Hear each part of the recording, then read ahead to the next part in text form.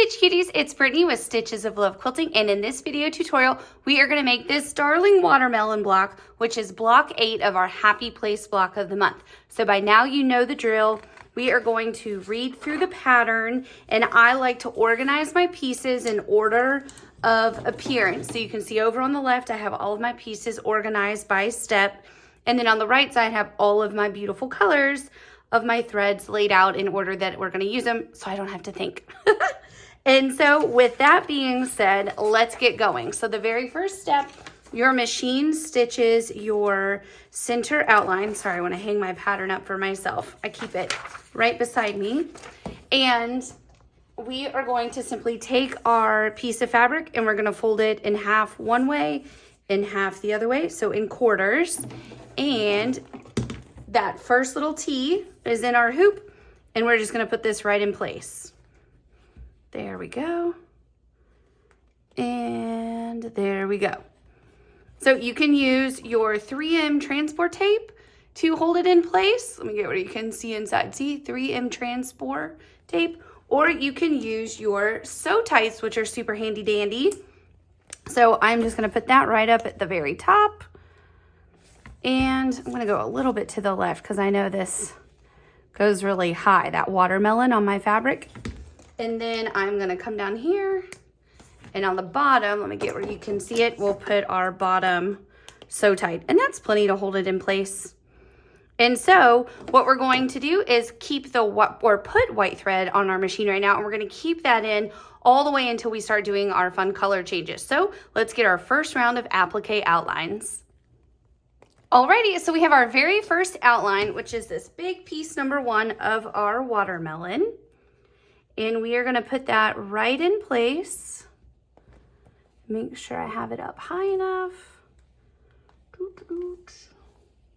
That's looking pretty good. Yes, indeed. So, time to iron. There we go. And I'm going to leave my sew tights on for one more step. Since there's no stitching on this left side of the block yet, I want to make sure that my fabric doesn't, want to wiggle. So now we'll continue on to the next step for our second round of applique outlines. Okay, so now it's time to put on the next piece of our watermelon and all of our seeds. And I have great news for you. When you look at your seeds, they're all exactly the same. So even though we've numbered them 4 through 9, it doesn't matter which one goes where because they're exactly alike. So that makes life a lot easier, doesn't it? So we are going to start by putting this little floppy piece in place.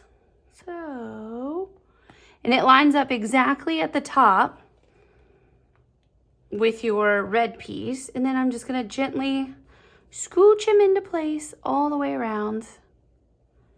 There we go.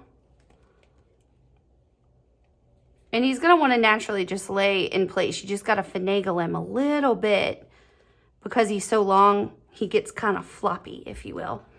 So I'll get at the top and the bottom first, and then we'll just go up the side, giving this guy a little press. I'm trying not to get the seeds too hot, simply because, like where I'm going to iron the seeds, because I don't want to burn my own little fingers. Just fun little information. Try and save your fingers as long as you can, right? So piece number 4, and I'm going to put several seeds in place at one time if I'm cool like that. Sometimes, when you're putting little pieces down, you kind of wiggle them, and so it's better to iron as you go, but I think these are large enough where I can put several down. And then number 6. Come on, little guy. There we go. So I'm going to give these 3 a zap. There we go. Now let's do the remaining 3 little seeds. So we have number 7. Did y'all, when you were kids, get told, if you eat the watermelon seeds, you'll grow a watermelon inside you? Or ever try and plant the watermelon seeds and get watermelons? It actually scared me. and I got to where I just would not eat watermelon, or I just didn't really like watermelon as a kid. Now as an adult though, oh my gosh, watermelon on salad with a little bit of balsamic vinegar. Oh my gosh, so delightful. Little mint. Oh, delicious. I love it. But yeah, as a kid, I was like almost non-American, I think, for not wanting to eat watermelon. It was like tradition on the 4th of July, right? Oh well. Oh, look, I wiggled him. Did you see as I put my iron down, I wiggled him? Go back over there. There we go. See, you're the boss of your piece. Don't let the piece be the boss of you. All right, so this is what your hoop should look like now. We are going to continue on for another applique outline. Alrighty, let's put on the outside of our watermelon. This is the cutest little green print. Can't remember what it's called to save my life, but I know it's a Lori Holt print and it's super cute for Miley Blake. So there we go. And let this little guy wiggle around into place. Right there.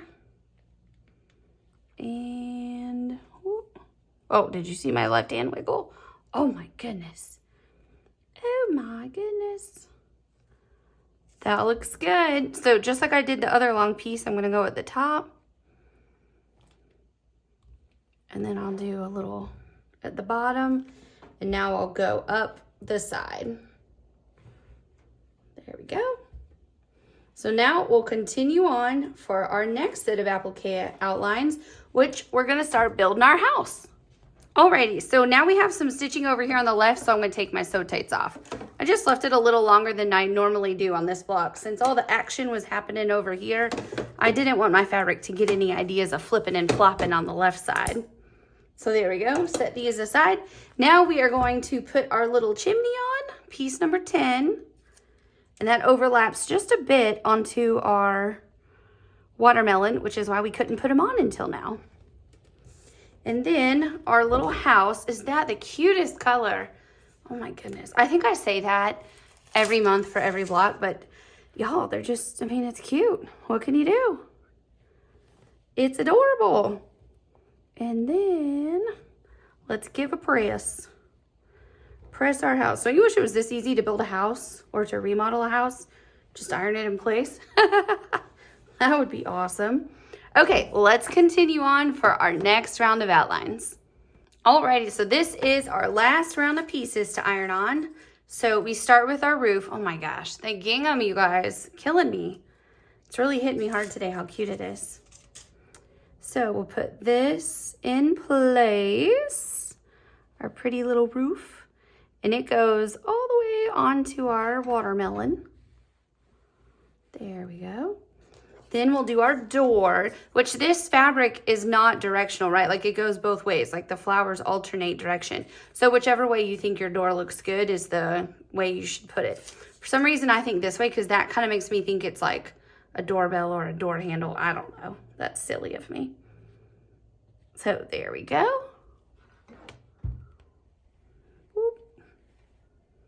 And then last but not least, our heart. Look how cute. Put this right in place.